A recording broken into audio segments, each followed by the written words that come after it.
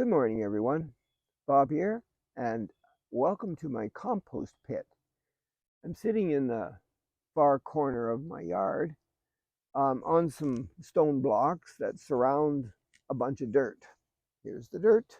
I'm sitting on the blocks. I'll show it to you in a few minutes. But I live in Cambridge, Ontario, Canada, which is a Zone 5,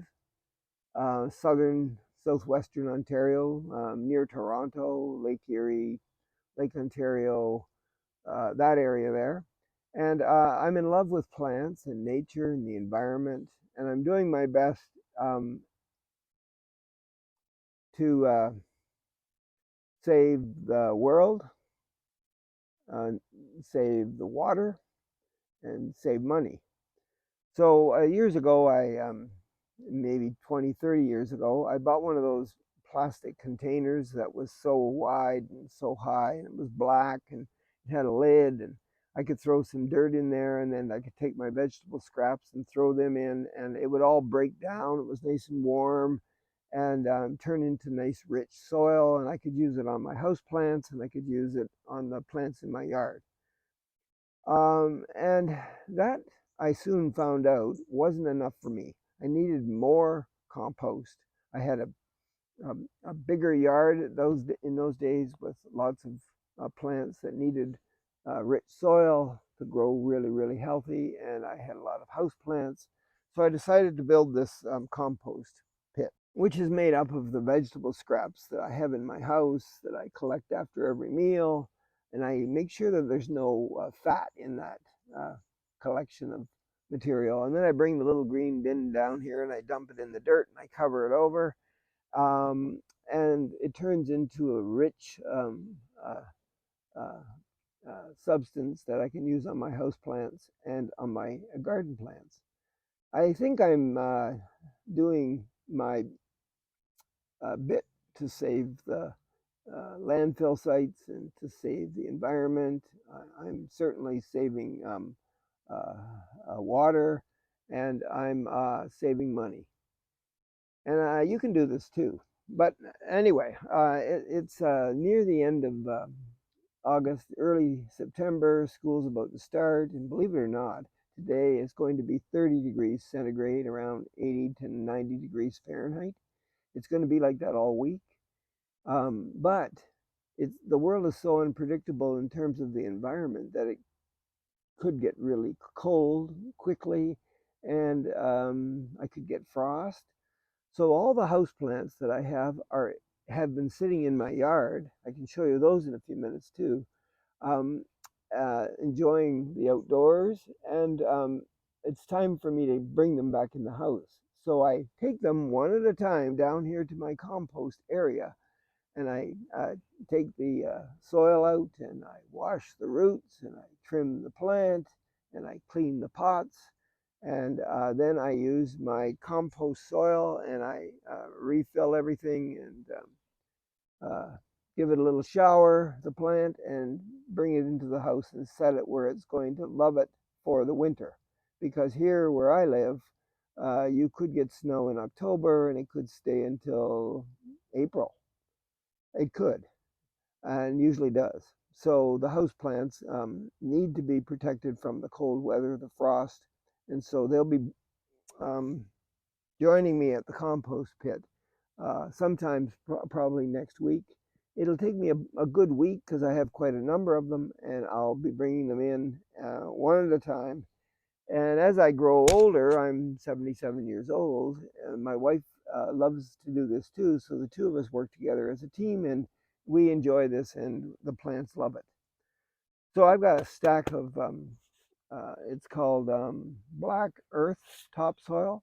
Got it at the grocery store for $1.99 a bag. It's got 25 liters here. I've got 6, 7 bags. I'm going to use those. Today I have to go out and buy myself a big bag of peat moss. And I'll show you, I have a bag of vermiculite here too. I add that to the mixture. It's a beaded, very light beaded material that's not going to hurt the plants. It's it's got some plant food in it. It's enriched, and it keeps the soil from compacting. It's kind of like when you eat your vegetables, it keeps the food inside you from sticking together and giving you something like constipation. So that's vermiculite and soil, and I got to get the big bag of peat moss. I'm waiting for it to come on sale, um, and that usually does at the end of the summer around here. So I'll get that. But anyway, so I'm not going to show you how I repot a plant. That's not what this video is about. It's all about creating one of these compost pits, and it's really easy. So I'll show you what it looks like. There's my handy dandy shovel here, which I use for everything in my yard, and my table, and a few trays, and I've got some pots here. And I use clay pots, not plastic. And let me show you here. This is my creation, my compost creation.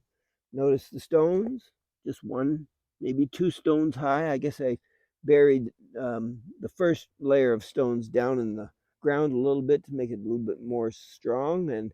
And I've got some soil in there, and you'll see there's some eggshells. And if you really dig around in here, you'll see some banana peels and lettuce and all kinds of goodies in here. But it breaks down pretty fast, and turns into a great mixture. Okay, nice back here in my yard, and as you can see, I have a lot of plants. This is my fern garden here. Here's a little bit of a peat moss left over from last year. A stack of soil. I'll just show you some of my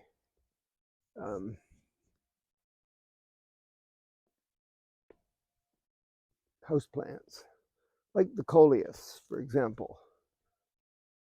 There's a coleus that will come into the house, and another type of coleus there. Yep. And I set the plants, the house plants, on different stools and things. A few over here. So these are the boys and girls that are going to come in and live inside for the winter.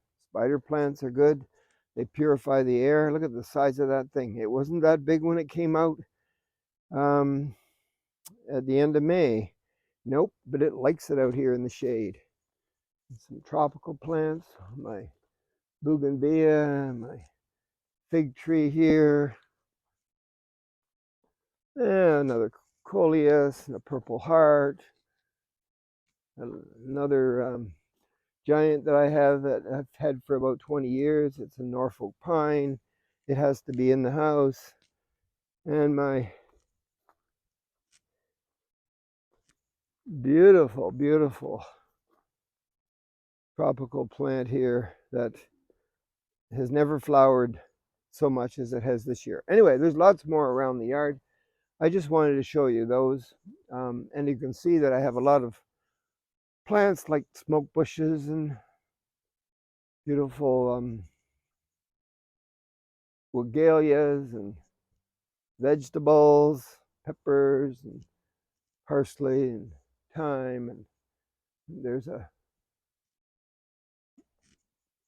rhododendron. Anyway, and there's my cat who loves the yard too, especially she likes to hide in the ferns. All these things, the trees, cutleaf maple, white pine to cure your cancer, the grasses, they all need healthy soil. And I can't afford to buy all the soil for all these plants. I have to make my own. You don't have to go overboard. You can just have a little compost and do your thing a little bit to save the world. But well, that's what it looks like. So think of it this way: compost is a nutrient rich material that looks like dirt. It's home to lots of beneficial organisms like bacteria, fungi, and insects.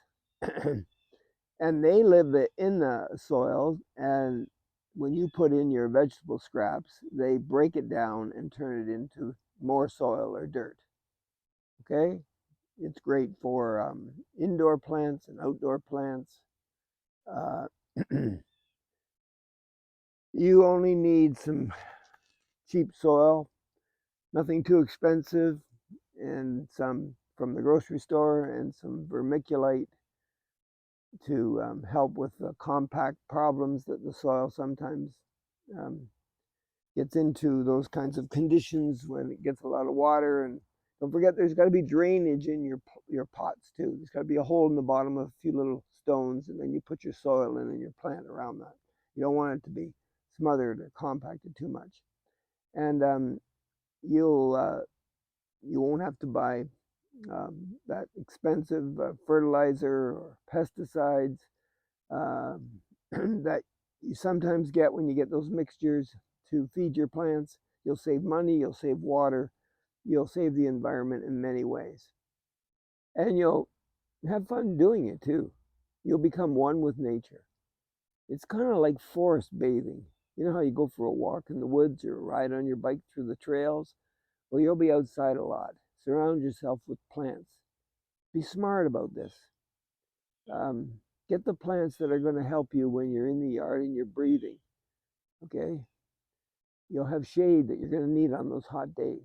It goes on and on. The benefits to composting and having a compost pit, if you have room, are endless. And if you don't have room, well, make something in your house, in your apartment, and do a little bit of composting. It's not expensive.